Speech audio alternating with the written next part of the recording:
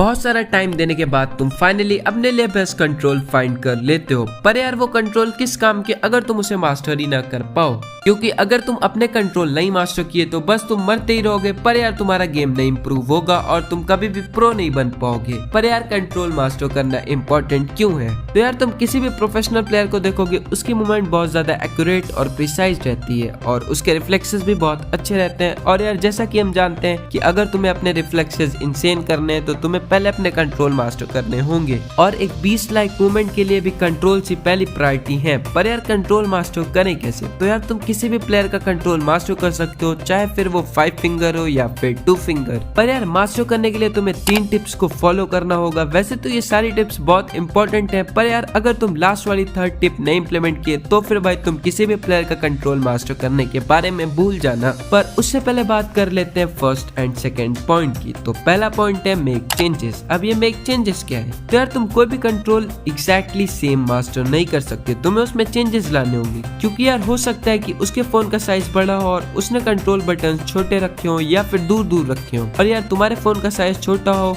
तो तुम्हें चेंजेस लाने होंगे। और अगर फोन भी सेम है पर फिर भी ऐसा हो सकता है कि उसका राइट थंब ज्यादा फास्ट हो तो उसने उधर क्राउच रख दिया हो, पर हो सकता है तुम्हारी इंडेक्स फिंगर ज्यादा फास्ट है तो तुम्हें वहाँ पे क्राउच बटन प्लेस करनी होगी। क्या यार ड्रीमर, तू भी भाई क्या बोल रहा है? तूने अभी बोला कि सेम कंट्रोल मास्टर कर सकते हो, अभी बोल रहा है कि चेंजेस लाने होंगे। यार तुम सेम कंट्रोल मास्टर कर सकते हो, बस यार याद रखना कि अपने फोन का साइज और अपने फिंगर की मूवमेंट के हिसाब से प्लेस करना कंट्रोल बटन्स को और थोड़े थोड़े छोटे चेंजेस लाना।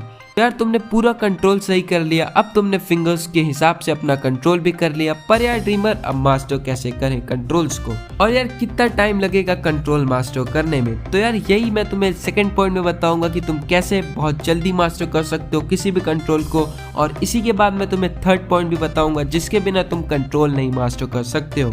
पर उससे पहले आते हैं सेकंड पॉइंट पर। तो यार तुम कंट्रोल 2 तरीके से मास्टर कर सकते हो, पर हो सकता है कि तुम्हें पहला तरीका सही ना लगे, पर यार ये भी तरीके से तुम बहुत जल्दी मास्टर कर पाओगे कंट्रोल्स को। तो पहला तरीका है play TDM by minimizing the visibility of controls. हाँ यार खूब भर भर के टीडीएम खेलो और अपने कंट्रोल्स को हाइड कर दो अगर तुम्हें मास्टर करना है तो। क्योंकि यार हो सकता है कि तुम स्टार्टिंग में अच्छा ना खेल पाओ, पर तुम टाइम के साथ इम्प्रूव करोगे और कंट्रोल्स भी मास्टर कर पाओगे।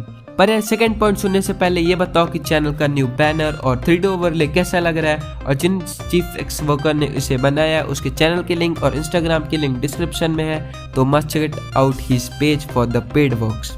सेकेंड मेथड है do training half an hour. इस पॉइंट के हिसाब से तुम्हें डेली ट्रेनिंग करनी है 30 मिनट्स की, और हाँ उस ट्रेनिंग में तुम्हें अपने कॉम्प्लेक्स मूवमेंट करनी है और सारी बटन्स यूज करनी है। पर यार क्लासिक में मत खेलना, क्योंकि तुम उसमें परफॉर्म नहीं कर पाओगे, और जब तुम परफॉर्म नहीं कर पाओगे तो फिर तुम्हारा कॉन्फिडेंस लो होगा, इसलिए यार मत खेलना क्लासिक। अब आते हैं मोस्ट इम्पोर्टेंट पॉइंट पर, जिसकी वजह से प्लेयर्स इंप्रूव नहीं कर पाते हैं और वो प्रो नहीं बन पाते हैं। तो थर्ड पॉइंट है नॉट बेस्ट फॉर यू। पर हाँ कंट्रोल मास्टर करने से ज्यादा इंपॉर्टेंट है परफेक्ट कंट्रोल्स फाइंड करना। ज्यादातर प्लेयर्स वो कंट्रोल मास्टर करना चाहते हैं जो उनके लिए है ही नहीं, तो पहले परफेक्ट कंट्रोल फाइंड करो। तो अगर परफेक्ट कंट्रोल फाइंड करना है तो राइट वाली वीडियो देख लो अभी।